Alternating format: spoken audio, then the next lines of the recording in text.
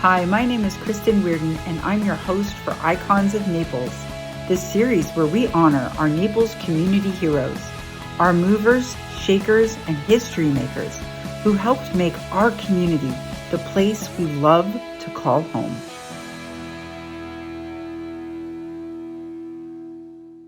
Welcome back to Icons of Naples, where we share the stories, the history, and the passion of those who help create our community. I'm your host, Kristen and I'm here today with Eileen Arsenault. How are you today? I'm good, thank you. Yeah. I am so glad you could join us today. So Eileen's someone who has spent decades championing conservation, historic preservation, and cultural awareness here in Naples. You've done a lot. You've been here for a while. And you also were going to cover a book that is coming out. So thank you for joining us. So we're going to start off at the beginning. Does that work? Sure. Yes. Okay. So tell us what brought you to Naples. I met an English family when I was in London with a girlfriend. We went for Thanksgiving in 1981. And I had written this couple because I knew of them. We shared a last name and we thought we might be related. And when I met them, it turned out they had set up a business in America and did not know any Americans who could run it. And I wasn't particularly qualified, but I, was very enthusiastic about it. And it was, a great reason to have a new chapter in my life, to move from Louisiana to South Florida. And so I came down 2 months later and found a place to live. And they weren't here. They kind of came. They had bought a place in Marco Island, so they would come visit and then go back. But they had set up warehouses. And so my job was really involved being, very sort of remote. It was a very isolated job. So I didn't really have a network when I got here. I just would go to the warehouse and work and come home, So it took me a while because I was, 30, and it seemed like I didn't see very many people my age then. Oh, so no. It took a while to get to know people, but it was a beautiful town. I could take my lunch break at the beach, go to swim. It was just, it was wonderful that way. So, neat. And it did, it was quiet for me, but eventually I did slowly, figure out friends. So it was small and quaint, but you still had to kind of navigate how to meet people. Oh yes, back then because it was so small and so quaint. And people had they weren't. I think people usually met in offices or at places like that, and I wasn't somebody that was going to go hang out in bars, so I just didn't really It took a while. I grew up here, and I found that to be a challenge. Even if it wasn't, if you didn't go to school with them, you really didn't meet too many people because it was small and quaint back then. Yeah. You started off in anthropology at LSU and worked at cultural resources in, as you said, Louisiana. How did that background prepare you for your work here in Naples? Well, it wasn't a direct connection. I was doing cultural resource surveys there, and then I came here and was doing wholesale, sales. But I did get in my work in Louisiana to use maps, and I learned how to read maps, and I got more of a real fascination with maps. So getting to see the antiquarian maps was just a treat, to see the beautiful, that was very exciting to me. And of course, a lot of the early Florida maps we were trading in. And so just to see how remote, this area and how unknown this area sort of was. Right. So explain to everybody what an antiquarian map is. It's just something that was put in an atlas back when, there were in the 1800s, 1700s, 1600s. It was just a vintage early map. And back then, map makers were very valued because they would, on these excursions that come to the New World, somebody had to draw where are the rivers, where are the, mountains, where are the islands, and their early ones, of course, are not very accurate, but it gave enough. It's amazing how accurate when you think about the technology and that they were using very simple tools, and sextants and things like that. So yeah. My grandfather used to do some of his own surveying on his brick walls and things like that. And you see the wooden tripod with the weird little glasses and things. Yes. And of course, nowadays they use a lot of technology. Yes. And so we didn't have drones back then. Yeah. Not that I'm that old, but. Yeah. So, I find it fascinating when I see some of the ones for Naples that people have put out, like Terrell and so forth, where you see you've got the old one and then they overlay the new. And Todd's book is terrific for that, to really give you a visual of what was there and what's now there. It is amazing. Yeah. And then when you look back I remember going to school, there was, we had to learn Florida history for like one semester or something. And there was some of the ones, as you were talking, I'm thinking about some of where they drew the rivers and you see it and you're like, man, that looks old. Yeah. The map as you're a kid. Yeah. So you became a manager of an aquarium, say it again. Antiquarian map and print dealer. Yes. So who would buy things like that? Dealers. I was the wholesaler. So I would sell to back then, before there was such a profusion of printing, like now you can print anything from your phone. Back then, to get a good print of, say, a map or a botanical print, you had to buy it. I mean, it was just not that easy to have them reproduced. Right. And I would sell to people like that had, fine arts galleries, fine art studios, map collectors, map dealers. There used to be a lot more of those around, people who were dealing and reselling. So it was two people that were going to resell. Oh, interesting. Yeah. Okay. When I was reading this, I was like, no, who buys that? Yeah, and I had a few private collectors that just found out about me and would come over, but it wasn't like I advertised. People would just sort of sniff me out of, word of mouth and so forth. Yeah. Okay. Very, very niche. Yes. Very niche. Yes. So how did that deepen your appreciation or the history? Like, was it history something you were always interested in? I always liked history, yes. And I did not know very much about this area. When I grew up, Florida to me was the Panhandle. Right. Gorgeous beaches. And, everyone from, Louisiana, Alabama, Mississippi, if they want to go to the beach, Georgia, even Atlanta, the Panhandle was it.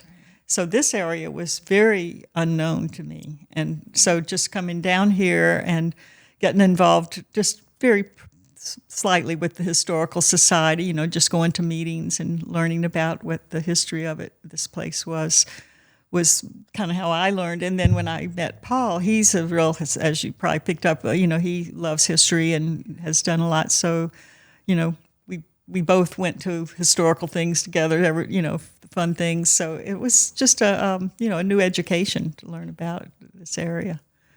Okay. See, it's fascinating when you start, for me, being new at it. Yeah. It's fascinating when I start to dig into it about the different things that have transpired here and how really new Naples is compared to the rest of the United States. It really is. I mean, when you think, the late 1800s, there was just sort of like 1860s. There was so little here, almost nothing. And, then slowly Civil War veterans would come, but they wanted to be kind of quiet and alone. They weren't really here to be empire builders so much.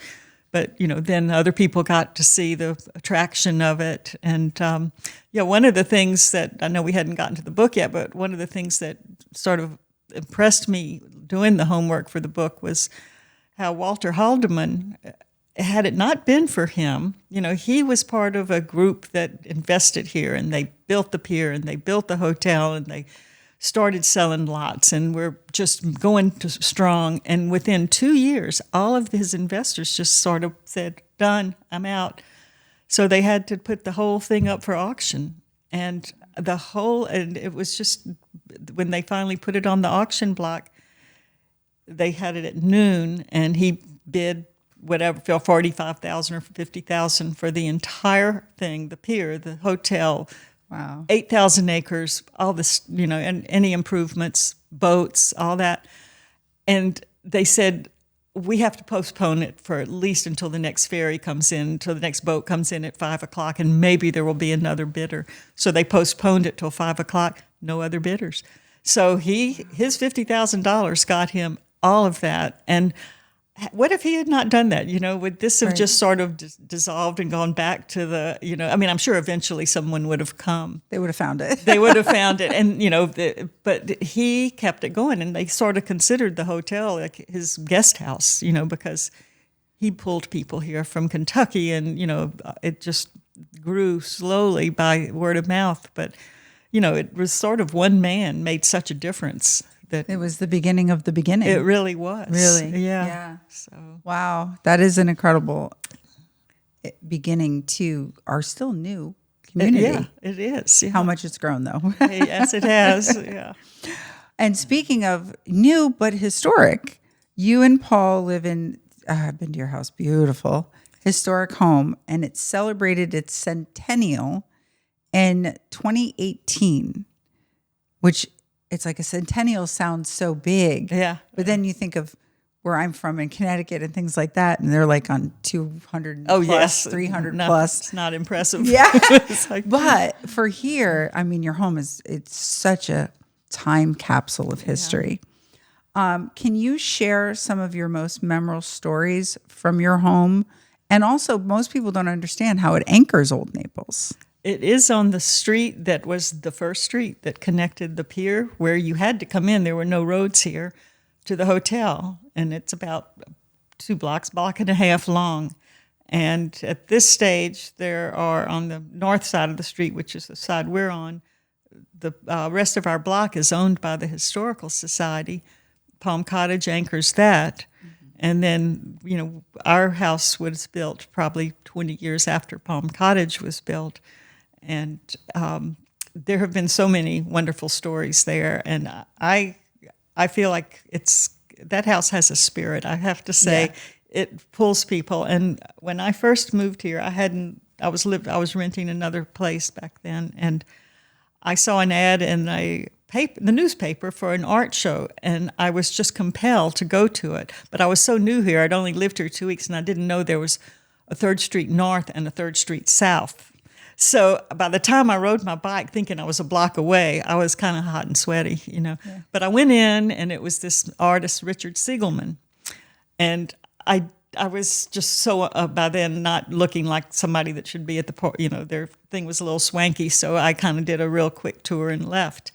That was in February, and then the following November, I moved into the house. And the house was rented to me unfurnished, and the only thing in there was a painting, and it was by Richard Siegelman. Oh, wow. And I'm like, wow, that's interesting, So I hung it up, and then about 3 or 4 months later, Paul and I had our first date. And, Paul is a visual person. I've noticed this about him. The minute he walks in, everything that's on a wall, he's taken in. So the first thing he says is, "Where'd you get a Siegelman?" And I said, "Do you know this guy? I feel like he's kind of haunting me." And he goes, "Yes, he's one of my best friends." So he's going to be here next week. So Richard came, and he was a New York-based artist, but he had come to Naples in the 50s. His parents had his aunt and uncle had the Anchor Bar, which was a pretty famous bar. And so that's sort of what got him here. And we just became best of friends. I worked with him tons. He painted me a lot, and the painting that he found the painting that I had seen in the thing. So we just stayed very close. It turns out he had lived in that house in the 60s and given the painting for rent. So the owner just left it with the house. Oh, neat. So that's that kind of thing. There are people I feel that have been drawn to that house, and yes. I do feel very strongly that Paul and I are trying to. That's why we're trying to pull in who might be the next person that should be the custodian and the steward. That's a great way to put it. Custodian and steward. Yeah, because it's such a unique property. It really is. And even back then, I feel like when it was created, it was very unique. Yes, compared to some of the other older homes I saw over the years that were still there when I grew wish up. that I had asked. I had an opportunity, and he lived when before he died. I could have talked more to the man whose father built it. Just wish I had, but he did. I did learn that when they built the house, they had about 7 children. The Sloans. They were a Philadelphia family, and then the little yellow cottage. I think Paul took you. That the parents stayed in the yellow cottage and let the kids take over the 2-story house, which I just love. I'm thinking, what a fun way to come to, Florida. It's like, they were so, they weren't neglected. They just had their own space. And, I'm sure they just were sleeping all over the porches and just having a great time. I think you can feel all of that when you're there. Yes. There's so much joy when you walk through that gate. It has into a wonderful the property feeling. and there's just something that's joyful. Yeah. Oh, good. Well, I'm glad you got that. No, I definitely got that. Besides the awe of it, I got the joyful feeling of it, and you can just see how they might have. Just the kids would run down to the beach and play all day and come back. Across the street. And right. Most people, we've mentioned it on Paul's podcast, but for the people here, the, what is it? The parking lot that is the 3rd Street Farmers Market off season because it moves to this parking lot versus the street used to be the hotel. Yes. And most people don't understand that's why the road dead ends into a parking lot pretty much. Besides the cross street, is because that was the building. That was it. That's where people came. And explain why we have a pier for those who don't know. Well, the people who decided this is a great place, we're going to make a town here, had to get supplies, but they even built the hotel before the pier, which makes me crazy. But not long before. I mean, but unloading lumber and timber and supplies just pulling up. They didn't even have the pier. They just sail up to the beach. So, but the pier was eventually, once the hotel went in, the pier went in very soon after. It was in the same year, but it was only 600 feet out at that point. Okay. And then when the first hurricane took it, they pushed it 1,000 feet out. And then several hurricanes have caused it to be rebuilt over time. But when you got off on your boat, you came here by boat. And it was quite a journey. I mean, it could take you days, even from Jacksonville. You have to get on a train, you have to get on a boat, you have to keep moving. It was quite a journey to get here until the trains and the roads, until the Tamiami Trail was built. But can you imagine just getting off at the pier and seeing this beautiful Victorian hotel waiting for you and just, walking down? And one of the things we quoted in the book, which is at almost the beginning of, I think it's the beginning of the chapter about Naples, is one of the Haldeman children, her, reminiscing on what it was like to arrive by boat. And it's so dear. It's like, it was enchanting, and they knew it. They were totally appreciated coming from cold winter, Kentucky, and then getting down here and having this beautiful, paradise waiting for them. And, So when I moved here, the hotel was gone. Yeah, me too. Yeah, the hotel was gone, and the parking lot for the pier was there, and the cottages and that whole side of the street where you are was still there. And I remember the first time I heard that there was a hotel, I went over to the pier, and I just kind of stood where the circle is. Yeah. So all of you should try this. If you stand where the circle is and you focus on where the hotel would have been, first off, you see how far you have to bring your goods and services and yourself back then. And then you just kind of veer over to the Palm Cottage side of the street. You can get a feel of what it was that she's reminiscing about. Yeah. And so I really encourage anybody who lives in Naples or comes to Naples just to get the charm and the pre-charm of Naples, because that was the precursor to what the 70s became. It's quite it's really, you can grasp it if you have a little bit of imagination. And our book designer did this wonderful thing that, because there's really not a photograph anywhere that we could find that shows this, so she transposed a picture of someone like looking from the pier, and then she put in one of the known historical pictures of the hotel. So it's sort of a melding, it's not an actual photo, but she put them together in a way that you would get a sense of what it would look like when you got off the boat and looked at the pier. Yeah, it's not quite spatially accurate, but it gives you the sense of it. I'll have to find that. Yeah. I'll have to look at that. I almost had the book today. She brought it at 1:00. I said, I can't wait. She was bringing it. But okay. Anyway. Well, we can, we'll get Zach to take a picture of it and we can impose that into this podcast, because I think that a lot of people will be very interested in this book. Now, it was built at the end of World War II and survived how many hurricanes? World War One. World War One. I'm sorry, World War One. Yes, I know my wars. Yeah. Sorry about that. World War One. Just misspoke there. How many people had occupied the home? Just the original. The first were the Sloans, and then from there, the Trout family. And I think I finally narrowed down, like it would have been in the 50s that the Trouts bought from the Sloans. Had it pretty long, 40 almost years. And then Mr. Trout owned it when we moved in. And then Indy Earl bought it from him, but never lived there. And then we bought it from Indy Earl. I think Indy had it for like three years maybe. Okay. Yeah. And then we put together a partnership so we could do it. It was a big, thing for us. But we had lived there as renters for several years, and we just felt like it was home. We couldn't let it go, so we had to, figure it out, and we did. How to get it, to where we could keep, stay there, and it's unique because, as you saw, it's got the cottages, that people you can rent, and that helped a lot. Oh yeah, I bet. Yeah. So your role as a preservationist, and you've been on environmental boards and preservation societies and so forth. What do you find is one of the biggest challenges faced in preserving Naples' character and its natural surroundings? It's just the pressure of people finding this place and realizing that it can be capitalized in so many ways. I mean, it's still, right now, I think even though we're in somewhat of a crazy world, they're still trying to, make as much as they can. Everyone wants to sort of cash in on it. And so, I think the challenge is to keep people aware that the value of habitat and open space.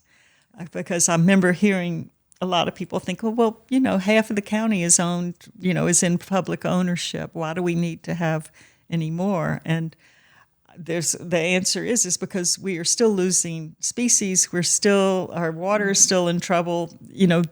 Everything, and our economy is so tied to our ecology here. And I don't understand why. I mean, they do studies in saying how a dollar value on what our natural resources contribute, and it sometimes just doesn't seem to sink into people that are making decisions about what can be let go of in terms of natural resources. And sometimes it's just people make bad decisions. I know some of the things that we could have saved if just someone in a position of authority would have said, let's just sleep on it tonight and think about whether we really want to lose that. Right. So.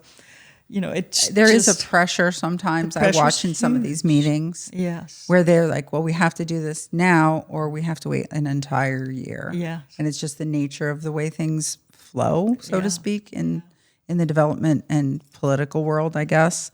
I try to stay non-political in my podcast, but one thing I have noticed and have gotten a little bit more of an understanding on is the water thing. Yeah. And I remember when they were buying back, first they passed the buyback of the Everglades and things like that. And now, of course, it's almost all returned as much as it can be because they've dug up the canals and the roads and things on the southeastern Collier Everglades part. What I didn't know is someone recently came out and was talking about the water table. And in some of the counties, that they're actually having to pump in potable water into the water table because salt water is starting to intrude. And I'm going to bring this up, even though it's not a political podcast, because I don't think anyone is hearing that. Yeah. And now it's not our county, but it doesn't mean it couldn't be our county. It's a little further up the line. I won't throw them under the bus. But I mentioned that to a couple of people, and they were like, no, it's not. And I was, well, yeah, I looked it up. It is. There's a county in Florida. I didn't hear that. Yeah, in Florida, where they've had to start pumping into the aquifer. So where are they getting the water that they're pumping? They're doing non-potable water, which means it's only partially filtered. So all the microplastics and the microplastics, whatever is in that we use for sprinkling the water that we don't completely filter, are ending up in the aquifer. Wow. Because they have a part that is now being, they're finding salt water coming up. The salt water's going because they've done so much. Supposedly, this is the reason. Not going to throw anybody under the bus, because of the amount of construction and the lack of infrastructure for the new development that's happened only since 2000. Wow.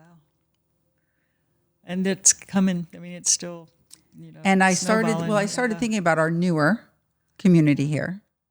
And I said, we're still new compared to some of the people just up towards Tampa and above, let's say, or Orlando or any place like that.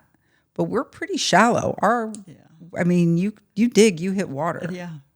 Versus, say, up towards Orlando, they're a little bit higher. They, as you get further up the state. And I was like, we should talk about this more. Yeah. I'm hoping, I know the county doesn't really talk about it because they've got so many things going on, but I hope that they do. And I hope the state starts talking about it, although they don't want to. Yeah. No, water that's it. I mean, we can't survive without it. And all of our water is, we don't get runoff from a mountain snow. It's all rain and whatever we can, take from the ground, which is. And then we could get into Lake Okeechobee, but we don't have that much time. Okay. So, I tend to lean to let people do what they want with their property because I believe in personal property rights. But then there's also, like you say, there's got to be a way to there's that natural habitat. Like, this is one of the reasons I like Pelican Bay. Yeah. You kind of are forced, although a few homes have gotten away without it over the years. There's been some ebb and flow. But when I first moved into Oakmont, there was every part of every property had to be, there's a certain part that everybody's like, oh, that jungle in my front yard, but you had to leave it. Oh, yeah? Okay. And all the medians are natural. Yeah. They're not landscaped. They just, they were forced to leave because it was called Oakmont because there was already some oak trees in there. So you had to leave it. Now, I've seen a few over the years kind of modify them. Yeah. But at least all the trees are still there. Yeah. The hurricane's taken a few. Yeah, I'm sure. Yeah. So, okay, I'll get off my soapbox now. You got me on the water. Okay. We're going to get back to the book. It's a big one, though. Yeah. It is. Well, you're into preservation and conservation, so I wanted to touch on it because it's going to be a thing. And, this is sort of old-fashioned, but I used to feel very good when I'd see going through Louisiana cisterns, where people catch rainwater off their roof. And I got one of the little barrels. I know some people get them, but, I would probably die if I drank the water in there. But, I feel like rain catchment is smart, even if it's just to water your plants. It's funny you mentioned that because I had at actually this house, I had said, sometimes I just need water for the plants. I don't want to have to go grab the hose and stuff like that. Yeah. I said, isn't there a way we could just put one of those barrels on the side? Sometimes conservation is logical. Exactly, yeah. And, I remember being in Boca Grande, the lighthouses there had these beautiful cisterns. And I went and looked close at them, the ones at the pass. I'm like, they're not attached. And Boca Grande is so dry. I was like, why would you go to the trouble to create a beautiful cistern next to a house that has eaves and not run rainwater? It was just one of those like, wow. But anyway. Yeah. Well, they were almost there. Yeah. So now your book. What inspired you and why did you choose to focus on the history of Naples? What inspired us was Paul has been painting so long here, and when we finished working on his book 15 years ago, which was really his story of a journey as a painter, we're looking at all these paintings of Naples that date back to the 70s, and he didn't come here to record history. He just painted what he saw. And so we were thinking, between Donna and Paul and I, we were thinking we really could write a history book of Naples. And so we started putting together, ideas, and it took us a while to get back to it. We just had a lot of detours. But when we finally said, let's start it, it was probably 5 years ago that we got it and we've had a lot of changes. We changed the format of it. But we wanted it to have paintings, because that's always, a beautiful way to see what things look like. Historic photos, historic postcards, black and white, etchings. It's just whatever we could find that would add to the texture of the book. So it's really anchored with paintings. I think there's over 100 of his paintings, but it's sprinkled in with different imagery that some things you'll recognize, but some things you might not. Some of the pictures are things I'd never seen. So, oh, how incredible! Yeah, and it's not. I wish it were. Well, Lala Zook wrote a wonderful history in Naples. It's this big. It's 1,000 pages. And I used a lot of her information, but as far as something that is easy to read, it's not, because it's so much information in there, and it's long. So this is sort of it's a much more approachable read, and it can't go into the depth. I mean, I just can't. I get like a paragraph a page. So say if one page is devoted to say Wynn's Market, there's a whole bunch of stuff you could say about it, right. But I had to distill it. So I feel that I hope I got the kernels of what I needed to get, because I left a lot out on each page. It is hard to get it in. I mean, I just recently heard about the 1,000 pages. Yes. And so we're trying to get her on, but it, like you said, it has to be consumable. Exactly. For people to want and it's important that she has what she has, because yes. I learned so much about things that I had, like for instance, John Van Arsdale. We do a thing on PBA, which was the airline that was here, and John Van Arsdale started it, and I had no idea what an incredible aviator he was. There's a long story about his proficiency as he was very, very that way, but he was also a great businessman. So her book has a whole bunch about him. Mine probably has 2 sentences, but at least we talk about him and show him. Yeah. You touch on things. But yours also has the audio video. Yours has the visual The visual is what's the difference. Yes. Because you're showing Paul's work over the years of places that don't exist anymore. Exactly, yes. Really, And I remember when we had our gallery, some people would every once in a while come in and they'd say, isn't there a book about Naples history? Isn't there anything about Naples? And I remember thinking, there's really not. And I think there's like pieces. That was part of the impetus, was that this is going to fill a gap. Nobody's done this. And oh, yay. I'm excited. Yeah. I'm excited. Me too. Yeah. So when you did the research, how did you approach the research to the book? And did you uncover, well, you just mentioned the Van Arsdale one, but did you uncover anything surprising or previously undocumented? I don't know that it was undocumented, because we had to, look. I didn't have enough people still here that were, here that I could interview, which is a shame. So I did have to depend on, early newspapers, magazines, books, that kind of thing. And Paul had, even though, he has way too much paper everywhere, but he had saved, articles from, 20 years ago, news magazines. So that was very helpful, because a lot of that stuff probably got reported once, and then, no one paid attention to it. So, we found things that through just old ratty pieces of, long gone newspaper, but I think, I learned stuff that, like Ed Creighton, Creighton Road is named for him. He came in after the Haldeman death and was very instrumental in getting, he did a lot of infrastructure work, and he really was good. But I didn't realize he was. I think he would probably be, politically incorrect now, but he was really kind of in control of who got to buy here. If he didn't like you, like if you came down here and thought, yeah, this looks great, if he didn't have a good feeling about you, you might not get a lot, because his business was, he held most of the land.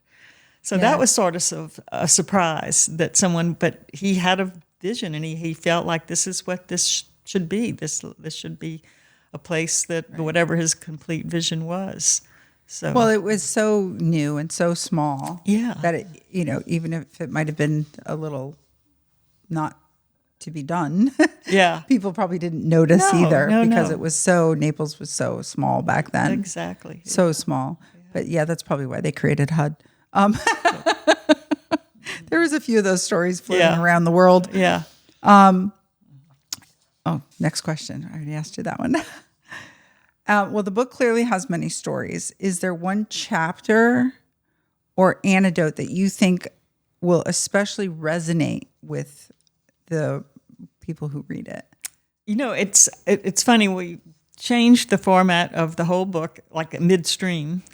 It was sort of like I thought we were doing chronology, and then we chose activities. So there's 4 parts. There's hunters and harvesters. There's traders and trailblazers. There's Neapolitans and cosmopolitans, and then spirits and stewards. And I think the Neapolitans and cosmopolitans will resonate with most people, because it has stories of Naples, particularly the hunters and harvesters, of course, starts with the Calusa Indians. And I think that'll be fascinating to people that are interested more in history.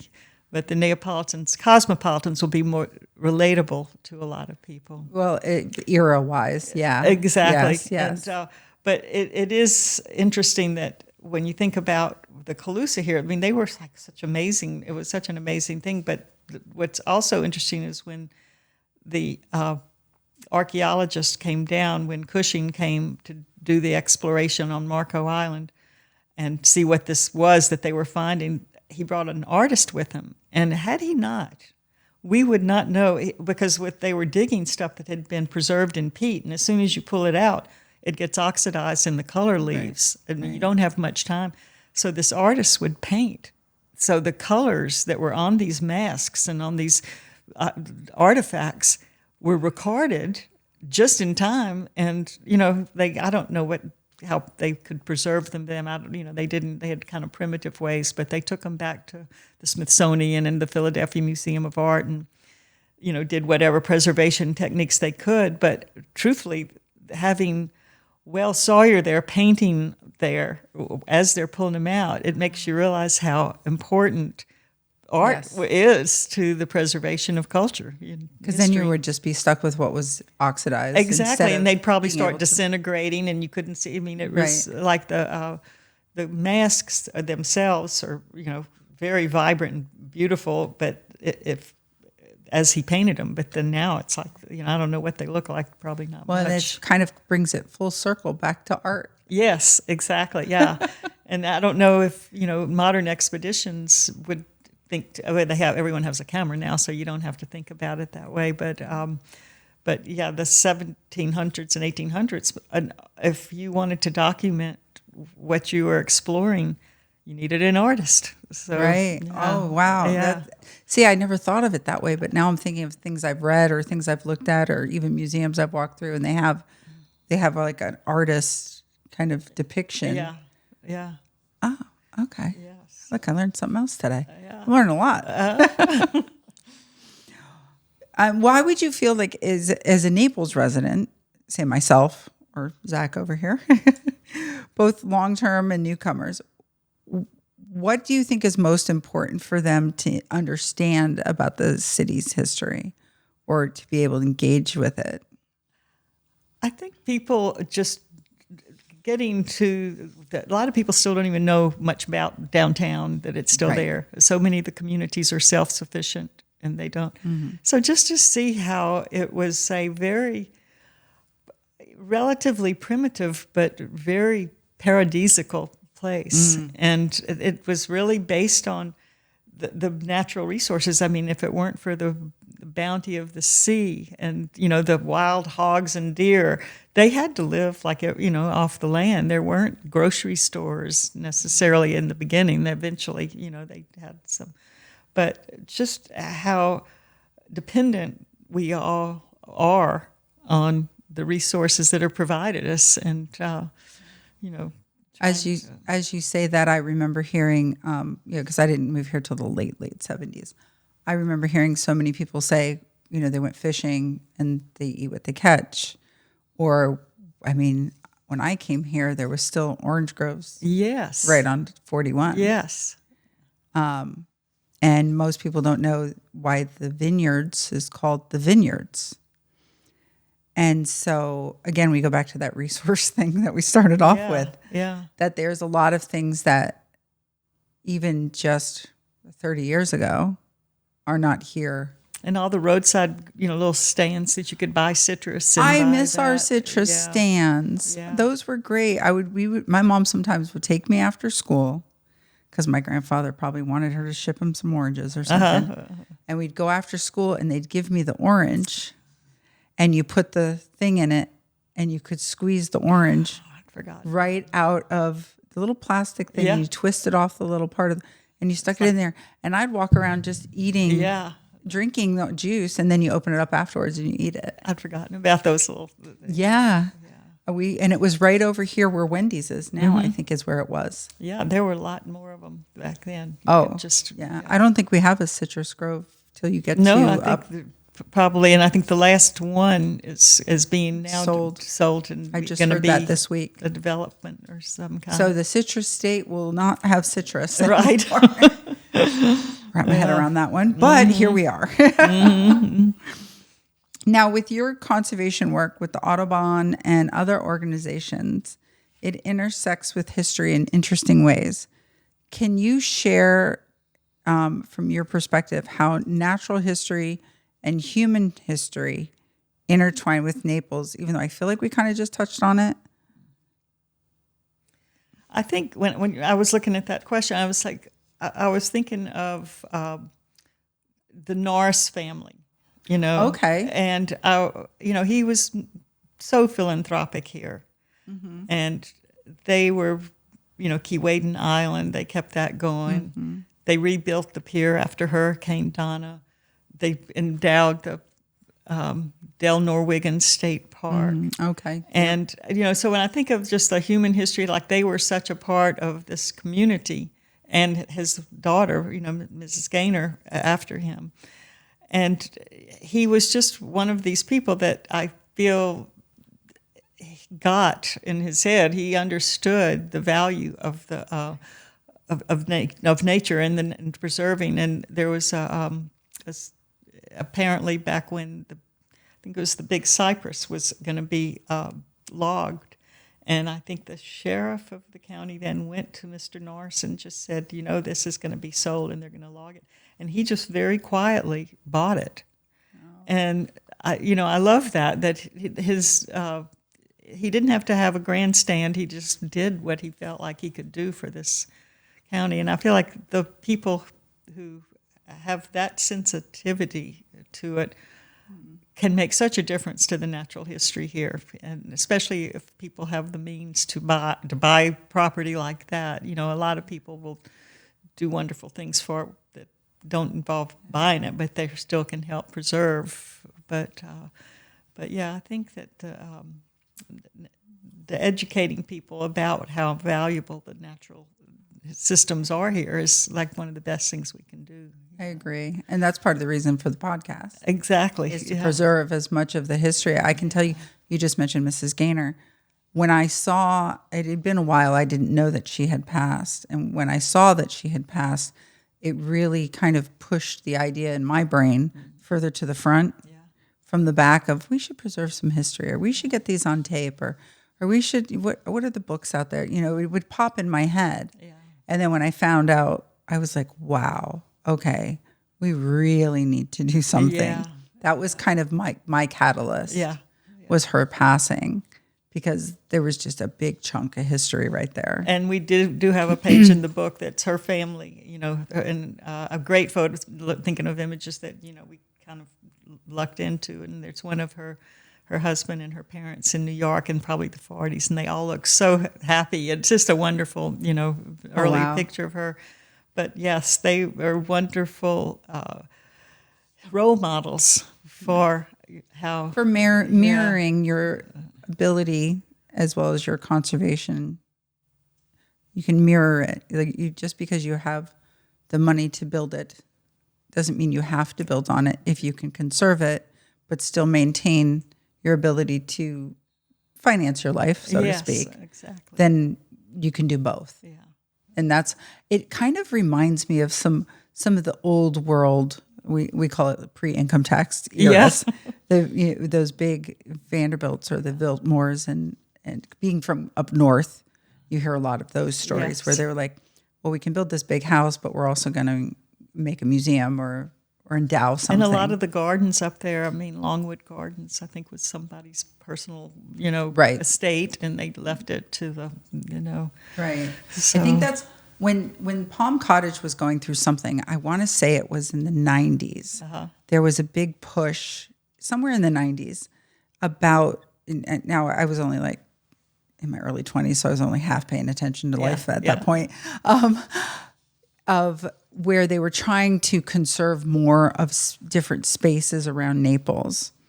And I kept saying, what's the pushback for me? And I was only in my 20s. Yeah.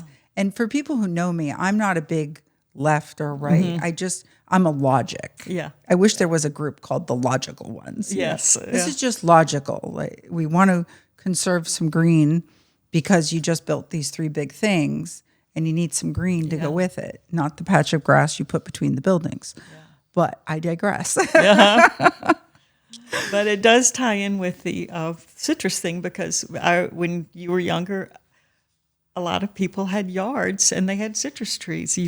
That's what disappears now with a lot of the development now. Right. It's like they want lot line to lot line. Right. And a lot of what to me, you lost was just that sense of space that separates, street from house. You just need a little breathing room. It's like a little breathing room. Yes. No, I agree with that. At my old house, I put in different trees. Uh-huh. And then the weirdest thing, you get really personal about your tree. Yeah. I had an orange tree, a lime, grapefruit, all the citruses.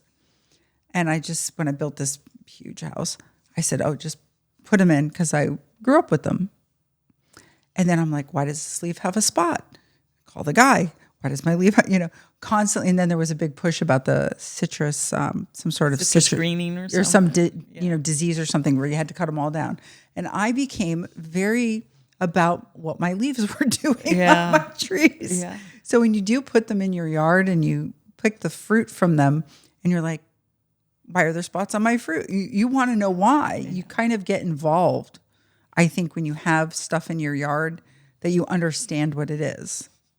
I just, even the stupid ficus outside, like, why is it thin in this spot? What's going on here? Yeah. You get involved with it more than just calling your landscaper. You want to know why, because, it's on your property, I think. Yeah. A little on conservation spots, I guess. On a personal note, you've been through a few storms. Mm-hmm. We've all been through a few storms, but you've been through some major ones down there where you live. And being an advocate, how have you personally navigated the stresses of preservation in this environment of change? It's a good question. I think I have gotten through them because of friends. People were so helpful after the storms, and some people you wouldn't expect would show up, and that sort of helped sustain your efforts, because it's pretty overwhelming when you're facing a post-hurricane. And of course, we thought terrible, but nothing like Fort Myers Beach and Sanibel. Right. If Ian had done that to us, I don't know what, but it was still a big thing. And I think trying to keep people aware of how valuable, like mangroves are, the things that we need to take care of that will help us navigate these storms, corals are dying all over the place, and corals are a big buffer for big storms. And so you don't realize how keeping those two systems, the mangrove system and the coral reef system, going will be such a big help if we can keep that going. But yes, that is a challenge, and it's more so all the time as the systems. I just went to a talk about a guy that's doing coral reef research, and it was so depressing. It's just like these diseases just go right down the chain and all the way down to the Caribbean. You think you're in these little islands that would be not impacted. The reefs are gone. Yeah. And a lot of people are working on it and trying to come up with solutions and more heat-resistant reefs and planting them and the mangroves. And, so people are aware. But I think the awareness has risen. I hope, yes. I think it's risen a lot. I think the generation, whatever generation it is now that's in their 20s, whatever they're calling them, I think there are groups of awareness. Yeah. I think when you grew up in the 80s, there wasn't an awareness of really your surroundings. Yeah. I just remember but there was so much going on. We were getting computers, we had MTV, 24-hour news came out. So you got inundated with a lot of information that was repetitive or social information, whereas there wasn't a lot of attention, I think. It was just the time period. Yeah. Kind of was more about fun and music. Mm. And then when you got into the early 2000s, I think it came back around to more of, and now came back around more towards the 60s and the 70s kind of awareness. Yeah, I hope so. I think people are, I feel like young people I feel bad for them because if they're paying attention to what's happening to the systems, it must be very disheartening. There's a gentleman in Florida, I think he might be 32. And he is not popular because of his and I don't want to say he's bad or over the top. He's not, an over environmentalist person. He just kind of walks around and says, "So you know what used to be here? And you know what used to be here?" And he goes, "Instead, we've built this communist style building." I mean, he really kind of goes off. But he's the one who pointed out the study that's kind of been buried about the aquifer. Yeah. Okay. And so there's people out there with these little obscure channels just doing their part. Yeah. But I can see, I've watched him now for about 3 years. I found him by accident. He's a little political, but more so just, why are you doing this stupid thing? Again, the logic. Logical, yeah. The logic part. And that's really how he talks too. And he looks at it and he says, well, this is kind of dumb.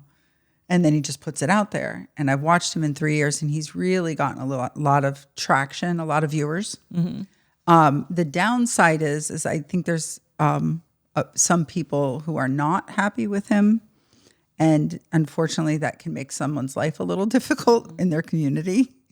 So he's had that challenge now that he's grown and making people more aware. But I think that's anytime you're any kind of, I don't want to say trailblazer, but you're pointing out something that somebody else doesn't want to know. I think that's kind of par for course. Well, like Greta Thunberg, think about her. All she did was just sit outside her school in Sweden and till people started paying. I mean, can you imagine this one little 12-year-old or whatever she was at the time, and now she is the head of a she's become movement. a voice, a huge voice. Yeah, she's at all of the major, So yeah, I think it's a good example of like if you feel something in your gut, you got to say something. I wish him a lot of luck. I've become like not a silent champion. I'll tell people about him and who he is, because I think he's just pointing out something that is just a miss in Florida. And in the long run, you don't have to be, as people say, a tree hugger. Mm-hmm. I think you just need to be aware of the logical parts of development. And there's some people who developed South Naples that I was like so happy when I thought they retired. And then they didn't. I won't name them. Okay. Anyways, next question. Okay. We've really kind of dug into the conservation thing on this one. I hope everybody understands. Just because there is some awareness, that has to happen for simple stuff like water. So the next generation, this Great segue, Kristen. This was great. For the next generation who may see Naples differently than, say, you or Paul in the early days, what legacy would you like for them to carry forward from your work?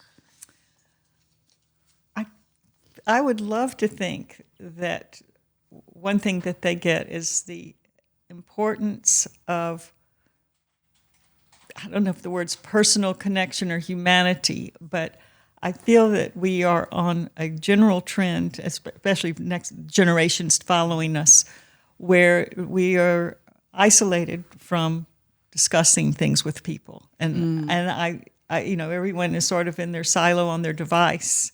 And I feel that and I think our architecture supports that division. It keeps people inside. Like one of the things about Old Naples and any neighborhood that's been around for a while, you often have a porch that people can sit on and interact with somebody.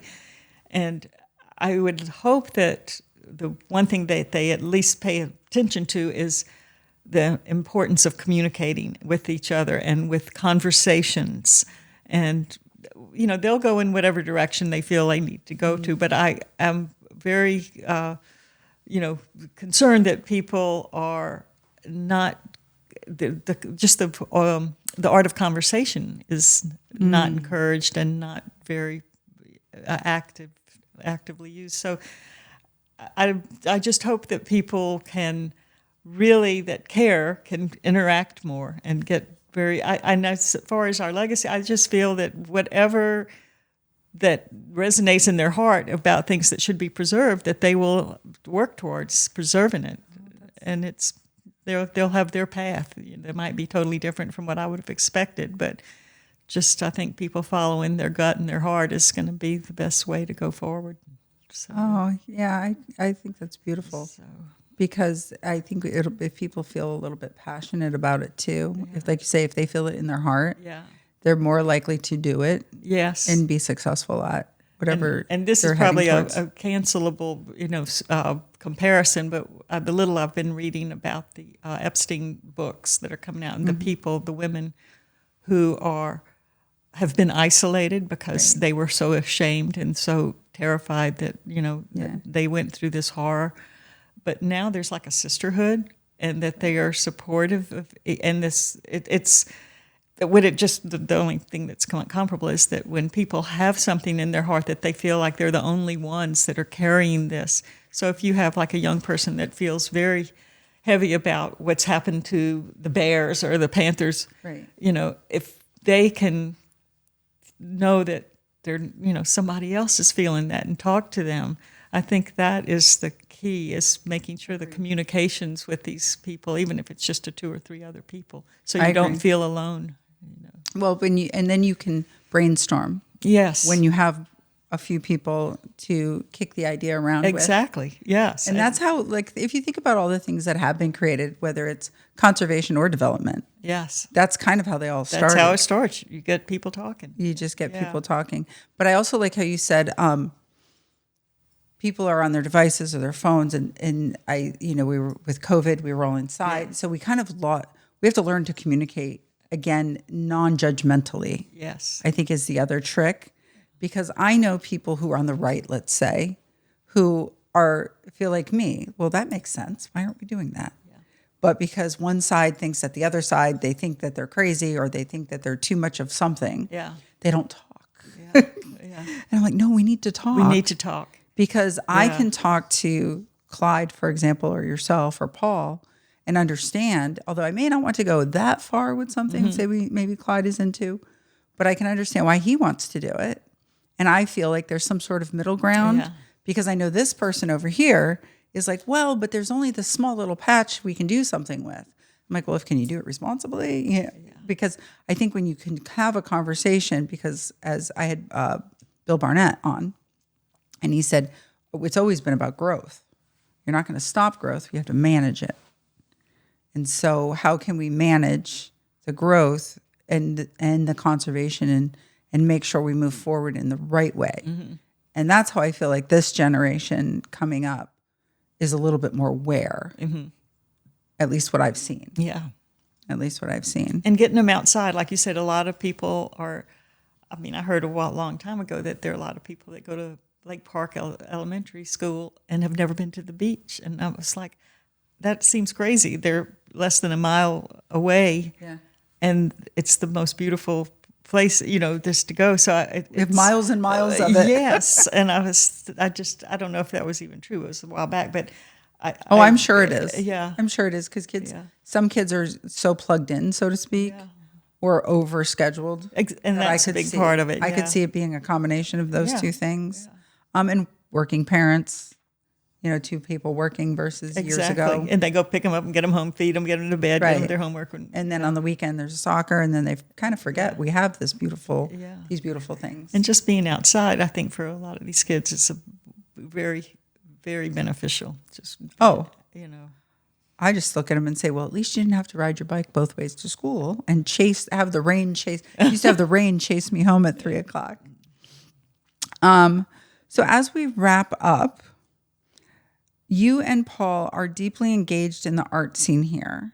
How do you feel the art community reflect or support the historical identity of Naples?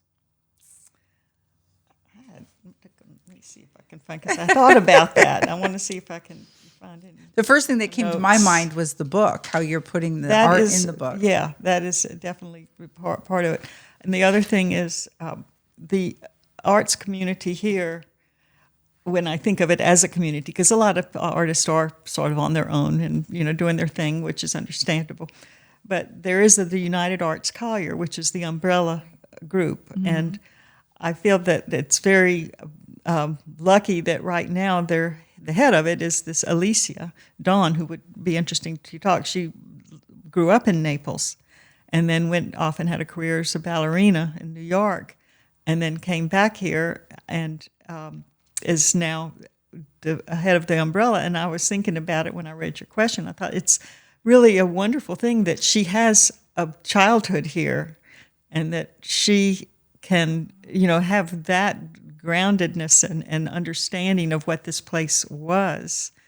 And she's a lovely person. And so she is really all about embracing all arts, visual arts, the performing arts, and musical arts, everything. And so, and I think they've done a really good job. I don't know if they're still doing it, but they would have like monthly gatherings where you just say, I want to come, and you'd meet people, and, they'd have a little refreshments, and, and of course they have other stuff. And like a lot of the other arts organizations, their funding got way cut, so they might have had to pause on that. But I think that any of those that organization particularly is supportive of all the arts, and then we get to know people that way, and because the arts can tend to be a sort of isolated world. It's just wonderful when you get somebody who's like, come on, let's just have a potluck or get together, and that's been a interesting and fun way to get to know everybody or as many people as we can that are doing the art world. Oh, that's sweet. I like that, the potluck thing too. Yeah, then you also get to try different things. Get outside of your food bubble, is what I call it. Uh-huh.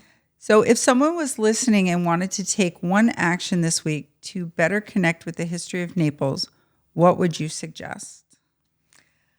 I would suggest either walking through Palm Cottage, and they are open now, and I think just in the afternoons maybe, or in the Naples Depot, but I think they're still not quite open. But they had a big museum display there about the history of the area, and not so much Naples, but Marco Island. The Marco Island Historical Society Museum is just a gem. If you haven't seen it, I recommend it. It's got the prehistory, the history, and it does concentrate on the early, more of Marco probably than Naples, but also the prehistory that affects, pertains to both. And they have traveling, they have changing shows, exhibits, and talks, and so they're very active and very wonderful. I didn't know about the Marco one. Oh, you got to check it out. In fact, one of the things that we put almost as a last minute in the book, because I was kind of Naples.